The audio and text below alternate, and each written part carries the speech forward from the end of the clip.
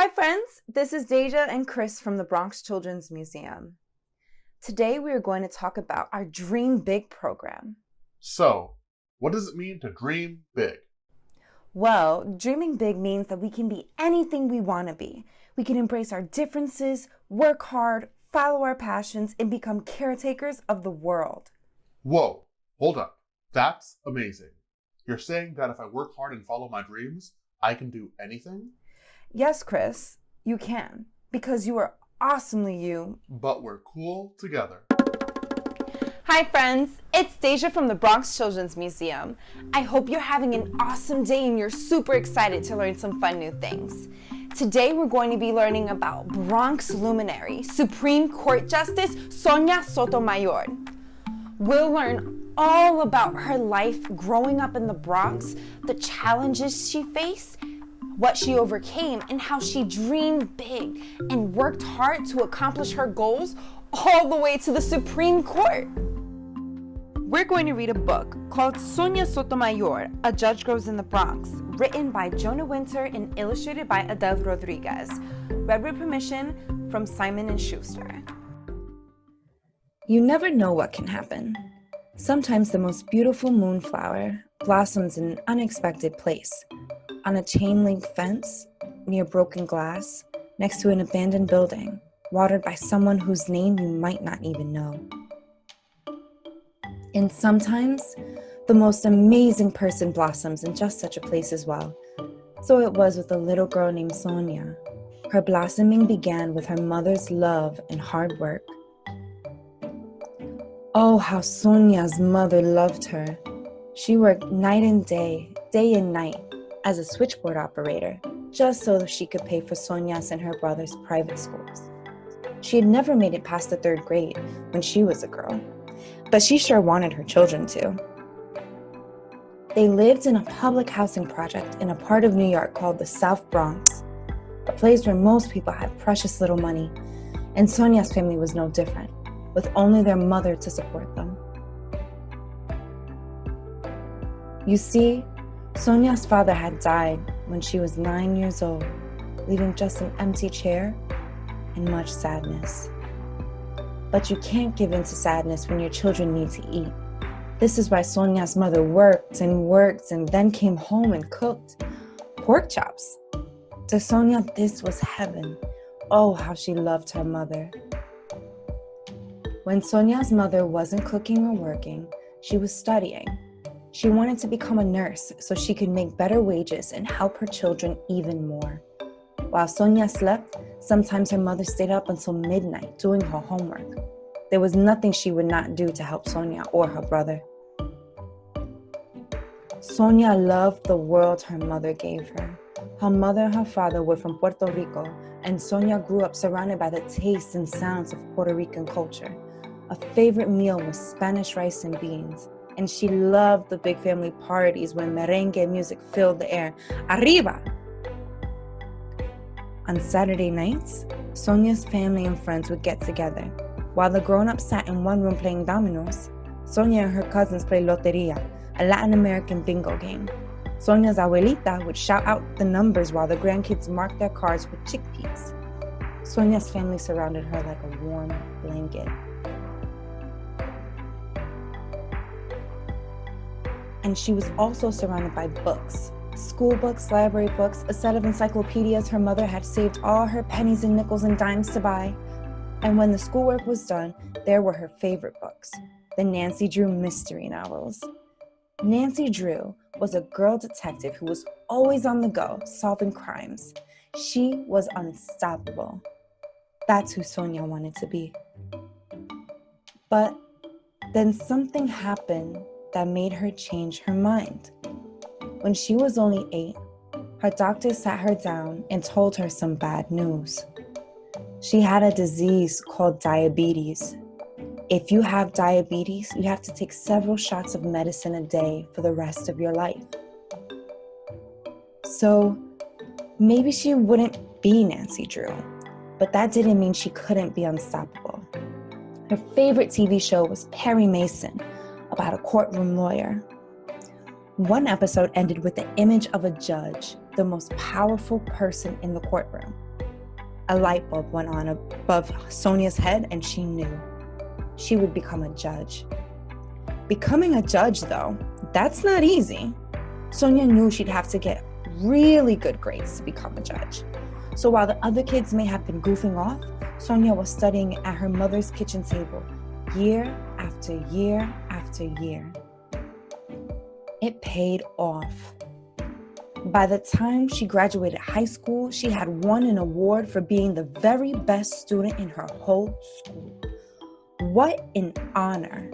You can't imagine how proud her mother was. This was her daughter, her Sonia. Ay bendito. What an honor. Sonia's grades were so good that she was accepted at one of the very best colleges in America, Princeton University. This too was an honor. But Princeton was not the Bronx. Where was the subways? Where was the merengue music? Where were the people who looked like her?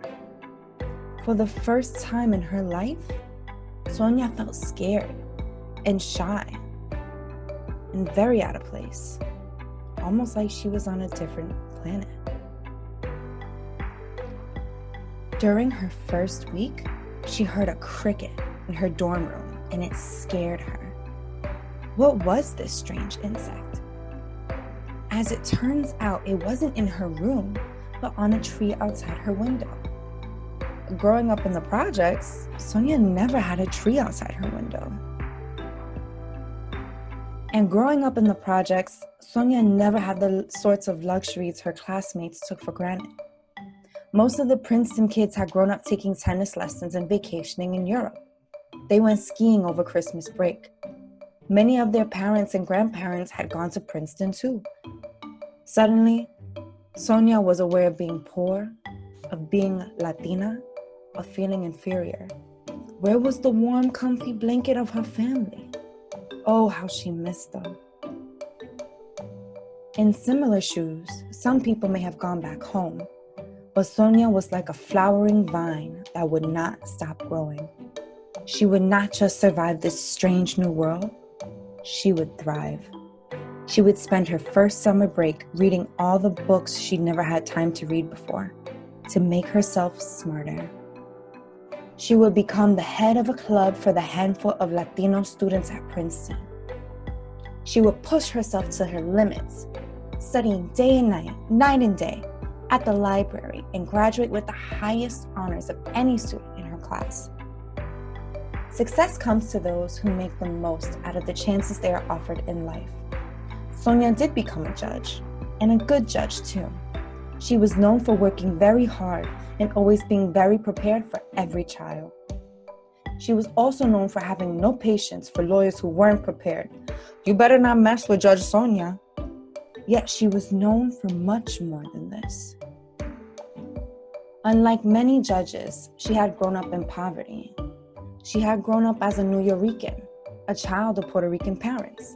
She had seen things most other judges had not. People she'd grown up with had gone to jail. People she'd grown up with were poor, and many of them weren't as lucky as she had been. They had trouble learning to speak English, trouble finding jobs. Unlike many judges, she knew firsthand what prejudice was, what it was to be judged for your background. In the world of judges, this made Sonia very special. Oh, but Sonia, the very special judge, did not stop there. No. You see, Sonia was offered the chance of a lifetime. She was invited to the White House by none other than President Barack Obama, because President Obama had decided to nominate Sonia to the best job a judge could possibly have, to be a Supreme Court justice. Justice is a fancy word for a judge. The Supreme Court is the highest court in the nation. Supreme Court decisions help shape the law of the land. This was huge. Gulp. There had never been a Latin American on the Supreme Court. How strange this was. There are so many people of Mexican, Puerto Rican, Dominican, and Cuban descent adding color to the great garden that is America. Why shouldn't all these people have someone who understands their lives on the Supreme Court? She was one of the most respected judges in the country. She was the perfect choice. This was an honor beyond anything Sonia, in all her beautiful flowering, had ever imagined. But at the announcement ceremony, Sonia spoke about her mother rather than herself. I have often said that I am all I am because of her, and I am only half the woman she is. Then, speaking straight to her mother in the audience, she said, I thank you for all that you have given me and continue to give me. Her mother cried and cried. This was her daughter. It wasn't over though. There were some bumps on the path to the Supreme Court, a broken ankle, which didn't slow her down one bit, and angry people calling Sonia names like racist, because she was proud to be a Latina judge and not ashamed to say it. And days of tough questions from a panel of 19 senators, a row of white faces, most of them male. But this didn't stop her.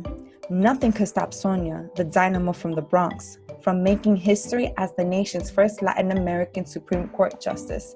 Ay bendito, you never know what can happen, especially when you water a flower. Wow, I really enjoyed that book. What was your favorite part? I thought it was really awesome that Sonia loved to read. I love reading too. I mean, who doesn't? Thank you so much for joining us again today and learning about the Supreme Court Justice Sonia Sotomayor. Now, I hope her story inspired you just as much as it did me, and I hope you can remember to keep on dreaming big.